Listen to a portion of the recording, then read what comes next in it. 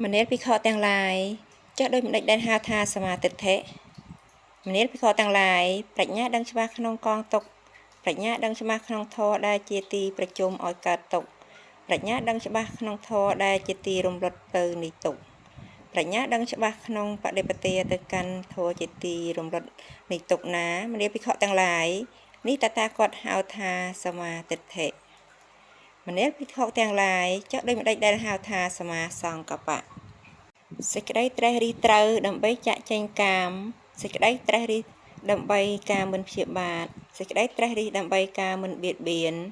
មនេភិក្ខុទាំងឡាយនេះតថាគតហៅថាសមាសង្កបៈមនេភិក្ខុទាំងឡាយចុះដោយមិនដេចដែលហៅថាសមាវាចាចេតនាវិជ្ជកិរិយានិយាយពាក្យមិនពិតមួយចេតនាវិជ្ជសម្ដីញុះញង់សោកសៀតមួយចេតនាវិជ្ជសម្ដីទ្រុពុះបោះបោកមួយចេតនាវិជ្ជការពោលពាក្យរយរាយឥតប្រយោជន៍មួយមនេភិក្ខុទាំងឡាយ